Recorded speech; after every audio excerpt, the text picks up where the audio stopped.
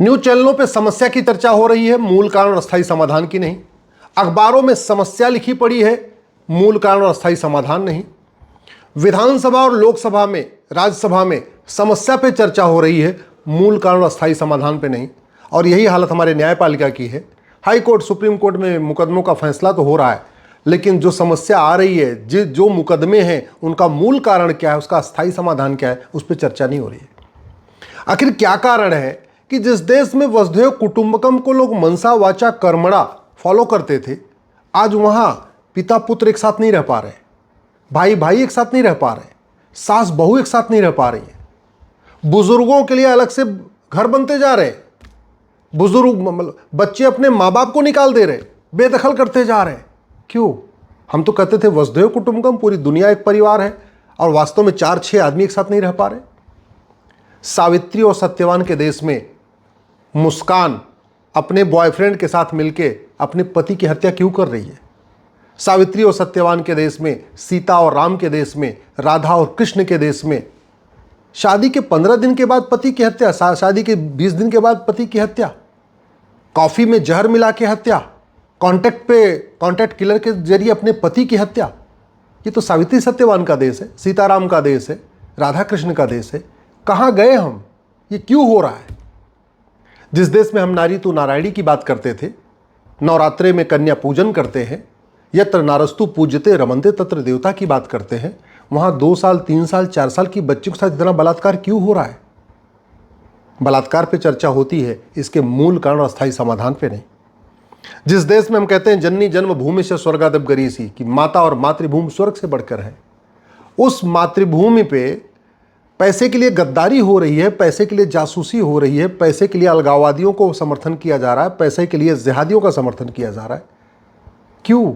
इतने हम नैतिक रूप से इतने भ्रष्ट कैसे हो गए? नैतिकता के मामले में इतने नीचे कैसे चले गए? भगवान श्री राम के देश में लव जिहाद क्यों हो रहा है, लैंड जिहाद क्यों हो रहा है, धर्मांतरण क्यों हो रहा है, घुसपैठ क्यों हो रही है? भगवान श्री कृष्ण ने जहां कहा था सठे साठम समाचरित, उस सठे साठम समाचरित की नीति के अनुसार आज तक कोयला घोटाले करने वालों को सजा क्यों नहीं मिली? 1,76,000 करोड़ का 2G घोटाले करने वालों को सजा क्यों नहीं मिली? इसलिए इस पर चिंतन होना चाहिए कि जो हम विकास कर रहे हैं वो कहीं हम विनाश तो नहीं कर रहे। ये जो विकास कर रहे हैं केवल भौतिक विकास कर रहे हैं। आध्यात्मिक विकास कहाँ जा रहा है हमारा? चारित्रिक विकास कहाँ जा रहा है हमारा? नैतिक विकास कहाँ जा रहा है? क्या हम भौतिक विकास के साथ साथ सड़क बनाने, हाईवे बनाने, एयरपोर्ट बनाने, फैक्ट्री बनाने, स्मार्टफोन हाथ में लेके घूमने, मोबाइल लैपटॉप लेके घूमने के साथ साथ कहीं हम नैतिक रूप से नीचे गर्त में तो नहीं जा रहे हैं? चारित्रिक रूप से गर्त में तो नहीं जा रहे हैं? आध्यात्मिक रूप से गर्त में तो नहीं जा रहे हैं? ये जितनी समस्याएं जो अखबारों में पूरी समस्या भरी हुई है, न्यूज चैनल पे समस्या भरी हुई है, इसका मूल कारण क्या है? इसका सबसे बड़ा कारण ये है, ये हमारी घटिया शिक्षा व्यवस्था। न शिक्षा में संस्कार है, न कानून का खौफ है। जापान इसलिए आगे बढ़ गया, शिक्षा में संस्कार है, कानून का खौफ है। ना अपराध है, न भ्रष्टाचार है। उसका 2 ही कारण है, शिक्षा में संस्कार है, कानून का खौफ है। सिंगापुर क्यों आगे बढ़ गया? शिक्षा में संस्कार है, कानून का खौफ है। जब शिक्षा में संस्कार होगा, कानून का खौफ होगा, भ्रष्टाचार अपराध कम हो जाएगा। हमारे देश में तो अश्लीलता फैलाई जा रही है, सीरियल के माध्यम से, फिल्में बना बना के। हम सरकार खुद ही लाइसेंस दे रही है हुक्का बार, बियर बार, डांस बार, सट्टा बार का। ये जो मुस्कान साहिल पकड़े गए, 2 के दोनों नशेड़ी, और नशे का लाइसेंस कौन देता है? सरकार। तो मुस्कान ने अपने पति जो सौरभ की हत्या किया, उसके लिए केवल मुस्कान दोषी नहीं है, उसके लिए सरकार भी दोषी है। वो सरकार दोषी है जो ड्रग को कंट्रोल करने में फेल हो चुकी है। वो सरकार दोषी है जो हुक्का बार, बियर बार, डांस बार, सट्टा बार का लाइसेंस दे रही है। केवल मुस्कान दोषी नहीं है। वो सरकार दोषी है जो अश्लील फिल्मों पे कंट्रोल नहीं कर पा रही, अश्लीलता को कंट्रोल नहीं कर पा रही, पॉर्न वेबसाइट को कंट्रोल नहीं कर पा रही। वो सरकार दोषी है जो घटिया OTT के माध्यम से सीरियल बनने दे रही है। वो सरकार दोषी है जो पूरी तरीके से अश्लीलता, नग्नता, स्टैंड अप कॉमेडी के नाम पे, दुनिया भर के नाम पे, अल्टीमेटली चाहे मुस्कान हो या सौरभ या कोई भी व्यक्ति हो, अपराध क्यों करता जानते हैं? अपराध का बहुत बेसिक सा फंडा है, गार्बेज इन गार्बेज आउट। कूड़ा अंदर जाएगा तो कूड़ा बाहर आएगा। मुंह से अगर कूड़ा जाएगा तो वैसा ही वो सोचेगा, कूड़ा सोचेगा, फिर उसका व्यवहार भी कूड़ा करेगा। कानों से अगर अश्लील गाने जाएंगे, कूड़ा जाएगा, तो वो कूड़ा ही सोचेगा और कूड़ा ही करेगा। आंखों से कूड़ा देखेगा तो कूड़ा ही सोचेगा, कूड़ा ही करेगा। इसलिए हमारे देश में इंद्रिय नियंत्रण की बात होती थी। इंद्रिय नियंत्रण तो हमने अपने स्कूल के सिलेबस से ही गायब कर दिया। ऋषियों महर्षियों को स्कूल में पढ़ाना छोड़ दिया, बड़े बड़े महापुरुषों को पढ़ाना छोड़ दिया, वीरांगना माताओं को पढ़ाना छोड़ दिया। रानी अहिल्याबाई होलकर से लेकर रानी चिन्नप्पा, रानी झांसी, इनको स्कूल में पढ़ाना ही छोड़ दिया। ये जो मैकाले की शिक्षा व्यवस्था थी, हमने उसी को प्रमोट किया। ये मुस्कान साहिल को मार रही है, अपने पति के साथ धोखा हो रहा है, हत्या बढ़ रही है, बलात्कार बढ़ रहा है, मात्र परिवार टूट रहा है, बुजुर्गों को घर से निकाला जा रहा है। उसके लिए सबसे मेन कारण है मैकाले की शिक्षा, जिसमें हमने कोई बदलाव नहीं किया। 1929 में बना हुआ सीबीएसई बोर्ड आज भी चल रहा है और सब बड़े बड़े लोग सीबीएसई बोर्ड में पढ़ा रहे हैं। क्रिश्चियन मिशनरीज का शुरू हुआ आईसीएसई बोर्ड आज भी चल रहा है। हमने अपना भारत का शिक्षा बोर्ड बनाया नहीं, भारत की शिक्षा पद्धति को लागू नहीं किया। भौतिक विकास खूब कर रहे हैं, लेकिन नैतिक विकास पे कोई जोर नहीं, चारित्रिक विकास पे कोई जोर नहीं, आध्यात्मिक विकास के ऊपर कोई जोर नहीं, मानवीय मूल्यों के ऊपर कोई जोर नहीं। इसलिए मैं सरकार से निवेदन करता हूँ, माननीय प्रधानमंत्री से निवेदन करता हूँ, समस्याओं को खत्म करना चाहते हैं तो शिक्षा में संस्कार और कानून का खौफ, ये दो चीज़ें करना पड़ेगा। जैसे कुम्हार बर्तन कैसे बनाता है, एक हाथ मिट्टी के नीचे रखता है, दूसरा ऊपर रखता है। नीचे वाला शिक्षा में संस्कार है, ऊपर वाला कानून का खौफ है। इस कानून को बदलिए, राइट टू एजुकेशन को, इसमें डालिए इक्वल शब्द जोड़ के इसको बना दीजिए राइट टू इक्वल एजुकेशन।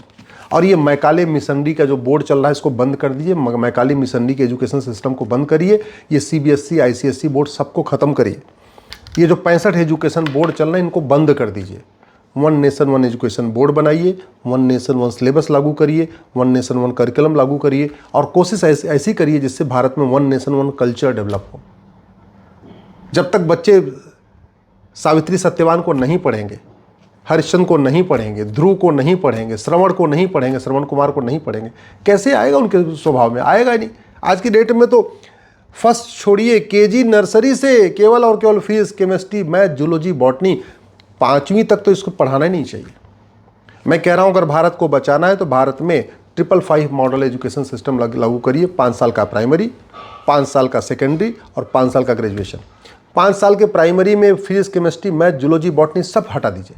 ना कोई विदेशी भाषा पढ़ाइए 5 साल तक प्राइमरी में, ना कोई विदेशी सिलेबस, ना विदेशी करिकुलम, ना किसी विदेशी महापुरुष के बारे में बताइए।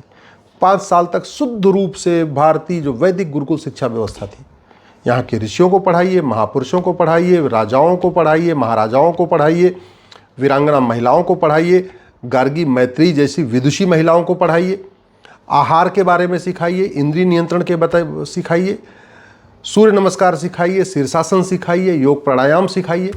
5 साल में बच्चा शारीरिक रूप से मजबूत हो जाएगा, आध्यात्मिक रूप से भी मजबूत हो जाएगा, नैतिक रूप से मजबूत हो जाएगा, चारित्रिक रूप से मजबूत हो जाएगा और भौतिक और फिजिकली, मेंटली, इथिकली, हर तरीके से, मॉरली, हर तरीके से स्ट्रांग हो जाएगा। फिर उसको बाद वाला जो 5 साल है सेकेंडरी, उसमें आप physics, chemistry, math, zoology, botany सब पढ़ाइए, कोई दिक्कत नहीं है। 10 वर्ष तक कंपलसरी एजुकेशन होना चाहिए। राइट टू एजुकेशन जो अभी 8वीं तक है, इसको 10वीं तक मैंडेटरी करना चाहिए। कानून का खौफ, उस पर मैं अलग से चर्चा करूंगा, अभी आज चर्चा करूंगा तो मुश्किल हो जाएगा। लेकिन सबसे पहले शिक्षा में संस्कार, शिक्षा में संस्कार का एक ही तरीका है, राइट टू एजुकेशन को राइट टू इक्वल एजुकेशन बना दिया जाए। जो राइट टू एजुकेशन 10वीं तक लागू होता है, इसको 8वीं तक लागू है, इसको 10वीं तक लागू कर दिया जाए।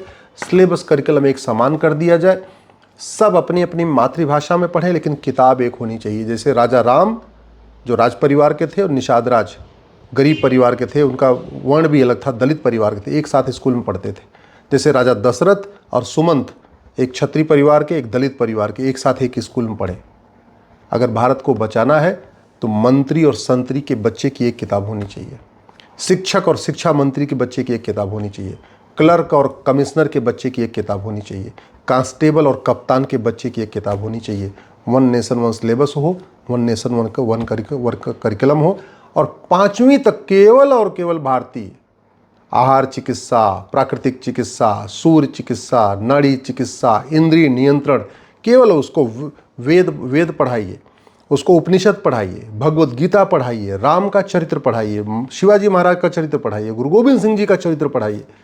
फिर वो परिवार का भी सम्मान करेगा, अपने आस पड़ोसियों का सम्मान करेगा, अच्छा वो भाई भी बनेगा, अच्छा बेटा भी बनेगा, अच्छा पति भी बनेगा, अच्छी पत्नी भी बनेगी, अच्छा राष्ट्रभक्त भी बनेगा, लेकिन जब तक ये शिक्षा नहीं बदलेगी, ऐसे ही कभी मुस्कान अपने सौरभ को मारेगी, कभी कोई किसी के साथ भागेगा, कोई किसी के साथ भागेगा।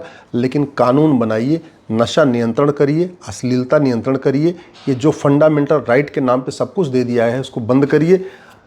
फंडामेंटल राइट के नाम पे 15 आर्टिकल हैं, लेकिन फंडामेंटल ड्यूटी एक है। और 15 फंडामेंटल राइट हैं, उनको कोर्ट के द्वारा भी इन्फोर्स करा सकते हैं। फंडामेंटल ड्यूटी एक है, वो भी मानो तो ना मानो तो, उसको अगर नहीं मानते हो तो कोई उस पर दंड का भय भी नहीं है। भय बिन होए न प्रीत, सठे साठम समाचरित। जब तक शिक्षा में संस्कार नहीं होगा, कानून का खौफ नहीं होगा, तब तक अखबार समस्याओं से भरे रहेंगे, न्यूज़ चैनल समस्याओं से भरे रहेंगे, लेकिन एक भी समस्या कम नहीं होगी।